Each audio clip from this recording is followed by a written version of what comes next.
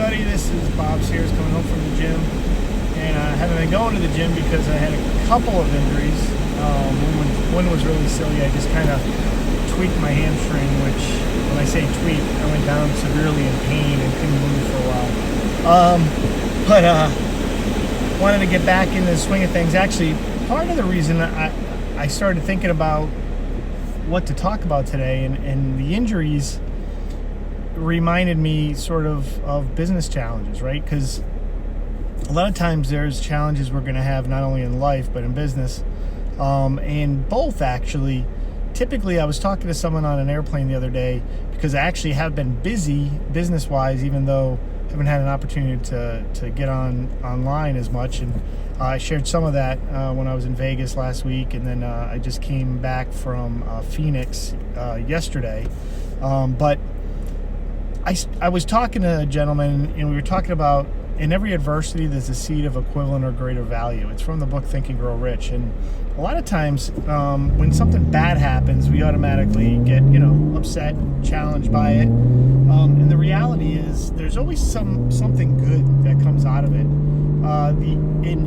The injury, which, I'm not happy about, but it actually gave me some time to reflect and sort of spend more time in the business a little bit, thinking about what I wanted to do, how I wanted to do it.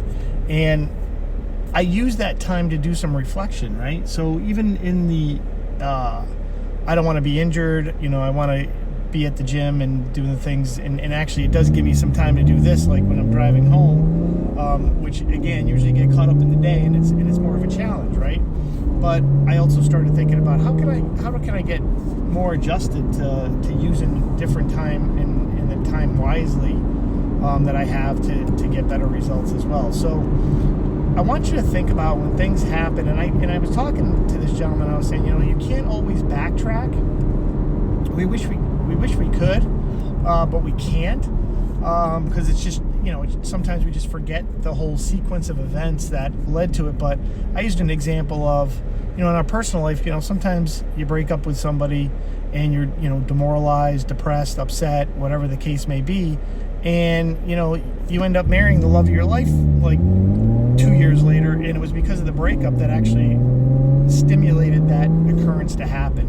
And those are the types of things that if you look back on some of the challenges that you've had in the past and really try to connect the dots, you'll always see that there was a reason sort of that happened. So I figured I'd share that with you guys today. It's just a small little snippet, but a lot of times people get so caught up in the thought process of what is wrong with their lives as opposed to what's right with their lives. And even when those major challenges happen, they're happening for a good reason. And sometimes they're major, major challenges, right? But the reality is when those things happen, understand that it's just, again, a moment in time, right? Let that moment in time go through. Think about what are the lessons I'm supposed to learn here, and then apply that over the next, day, week, month, year, and see what happens. And a lot of times you find that, thankfully that happened to you because it needed to sort of get you wound up to get to the results that you really wanted to, as opposed to the direction you were going. So I want to share that with you guys. I'm really happy to be back. Hey, listen, check out bobsears.com. Get a new website up. You can also go beyondleads.com. Gobeyondleads.com. And as always, comment here. Let me know what you want to talk about, and we'll keep the conversation going. But remember, you're one decision away from really creating the life of your dreams. And hopefully you're making those decisions and realizing that those decisions can really propel you forward. Hey, I'm really happy to be back. I'll talk to you guys soon.